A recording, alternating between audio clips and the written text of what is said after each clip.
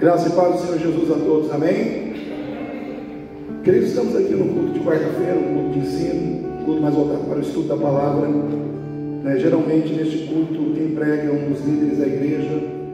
Eu vou estar ajudando, conduzindo aqui no culto, mas não serei eu que estarei ministrando.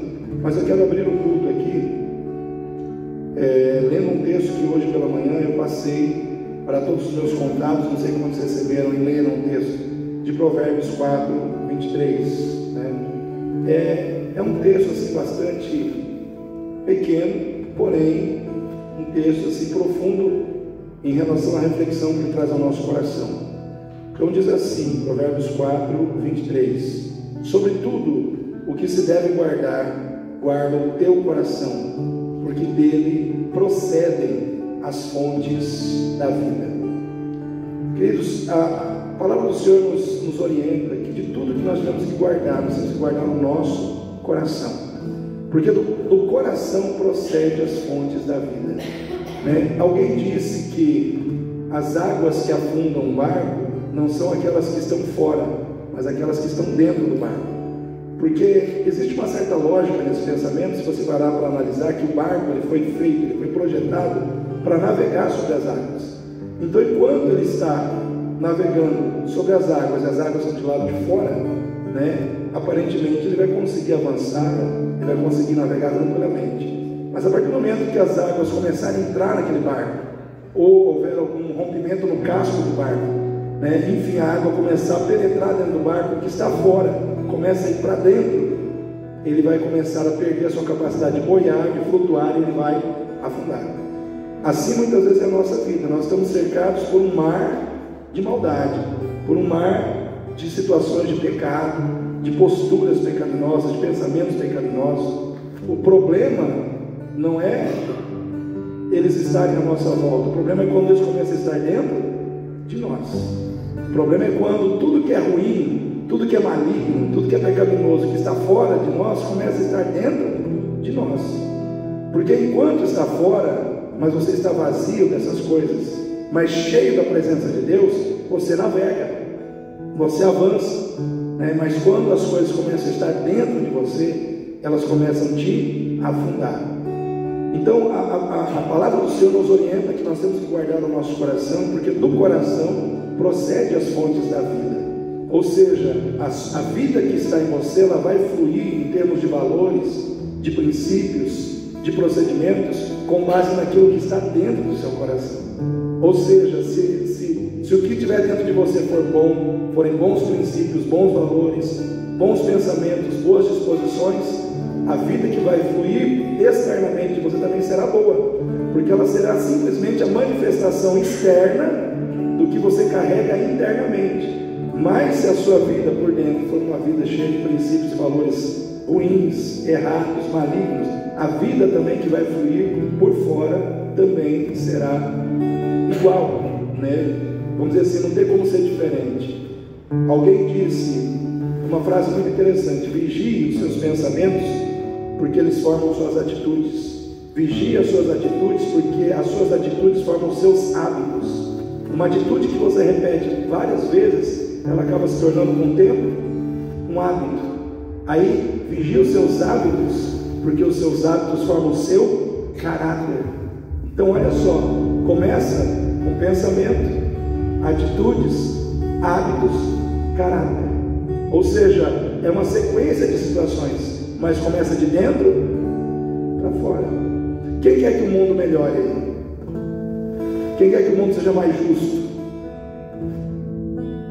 Um mundo onde o amor predomine nos relacionamentos. Quem quer que isso aconteça? E nós precisamos tanto de justiça hoje, irmãos?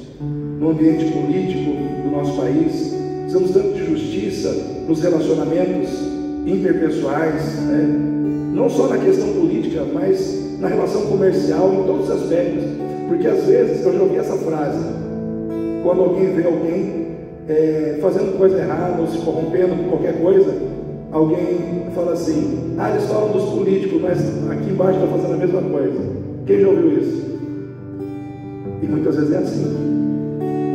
A gente consegue ver a corrupção grande, aquela que a mídia expõe, aquilo que mas as pequenas corrupções que nós muitas vezes carregamos. Furar uma fila, dar um jeitinho brasileiro, né? Estacionar numa vaga de cadeirante, né? Uma vaga que não é para nós. A gente não percebe essas coisas, mas se a gente se acostuma com essas situações, a gente também, de certa forma, está fazendo errado, né? Então nós temos que vigiar, porque tudo começa aqui dentro. É por isso que Jesus ele veio morar dentro de nós. Jesus ele não veio passar tempo, ele não veio apenas fazer, vamos dizer assim, ele veio para fazer uma passagem na sua vida. Ele veio para ficar em você. Ele veio para morar em você, né? Quando nós recebemos a Cristo, a Bíblia diz que ele veio fazer morada em nossos corações através do Espírito Santo, para que ele possa fluir em nós, de dentro para fora, a vida que ele veio trazer para nós, como manifestação da graça de Deus. Então, ser cristão, eu já disse isso, não é você estar dentro de uma igreja, não é você cumprir regras, não é você cumprir mandamentos, mas você entender que você é uma nova pessoa, uma nova criatura em Cristo Jesus, e que a presença dele em você determina que você tem que ser diferente, porque você foi salvo para ser diferente, né? Você foi salvo para viver de modo diferente. Por isso que a Bíblia diz: vós sois o sal da terra e a luz do mundo. Onde você coloca o sal, fica diferente, né? O sal ele vem para fazer diferença onde ele é colocado. Então, o que a Bíblia quer nos ensinar quando nos compara com o sal? Que o mundo ele está sem o gosto de Deus, da moral de Deus, da espiritualidade de Deus, da bondade de Deus, mas esse gosto da moralidade de Deus, da bondade de Deus, do caráter de Deus, está em você, que está em Cristo. Amém? Está em você. Então, onde você está, isso tem que se manifestar através de você, tem que se manifestar onde você está. Mas para que essa vida que foi enxertada em nós, ela flua de forma profunda, de forma poderosa, nós temos que guardar o nosso coração. Por quê, pastor? Porque nós estamos no mundo, irmãos. A gente vive 24 horas lidando com situações de sujeira no mundo, né? São ideologias, são costumes mundanos com os quais nós estamos lidando constantemente. A gente não se relaciona só com pessoas que conhecem a Deus, a gente se relaciona com pessoas que não conhecem a Deus, caramba. E tem amizade com essas pessoas. E muitas vezes essas pessoas te influenciam, porque a gente quer ser aceito, a gente quer ser aceito pelas pessoas, a gente quer ser aceito pelos nossos amigos, a gente quer ser aceito no nosso ambiente de trabalho. Mas muitas vezes a gente tem que entender que existem pessoas lá que não conhecem a vontade de Deus como você conhece. E elas vão inconscientemente, muitas vezes, dentro da visão delas do que é melhor, te induzir ao erro. E é aí que muitas vezes você tem que estar com o coração guardado em Deus. Por isso o salmista diz: guardei a tua palavra no meu coração, para não pecar contra ti. Porque nós estamos sujeitos a pecar, a errar, a fraquejar, né, diante das tentações, das provações que nós passamos aí fora, diante da influência que nós recebemos das pessoas que se relacionam com a gente. Então nós somos influenciáveis, mas a vontade de Deus é que nós sejamos influência, né? Que nós sejamos influência na vida dessas pessoas, que nós sejamos influência de Deus para quem não está em Deus.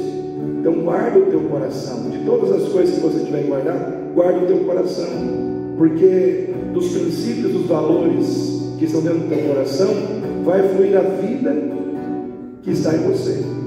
Por isso nós temos que guardar o nosso coração. Nós somos salvos em Cristo para vivermos uma nova vida em Cristo, uma vida que realmente revele a presença de Deus na terra. Então você foi salvo para viver a vida do céu morando na terra. E isso é um grande desafio, porque o mundo que nós vivemos está no pecado, é um mundo pecaminoso, né? E isso vai confrontar você. Às vezes você vai entrar em situações de conflito e de confronto, porque você quer viver valores de Deus num ambiente onde Deus muitas vezes é desprezado, é rejeitado, né? Então nós precisamos entender que é uma luta, mas se nós permanecermos firmes, a honra vem aqui e na eternidade. Amém, queridos? Jesus diz: aquele que me negar diante dos homens, o que ele vai fazer? Eu negarei diante do meu Pai e dos seus anjos que estão no céu. Mas aquele que me confessar diante dos homens, o que ele vai fazer? Eu também o confessarei diante do meu Pai e dos seus anjos que estão no céu. A pergunta é: quem quer ser confessado no céu por Jesus ainda? Então começa aqui, irmãos. Nós temos que comprar a briga de confessar a Cristo. Por que você não faz isso? Porque eu sou de Cristo. Por que você não fala desse jeito? Porque eu sou de Cristo. Por que você não entra em esquema? Porque eu sou de Cristo. Por que você não fala palavrão? Porque eu sou de Cristo. Por que você não traz sua mulher? Porque eu sou de Cristo. Por que você... Não, porque eu sou de Cristo. A minha vida em Cristo determina quem eu sou, o que eu faço, as minhas prioridades, né? O que eu aceito e o que eu não aceito, porque eu sou de Cristo. Amém, irmãos? Quem é de Cristo, fique em pé, para que nós possamos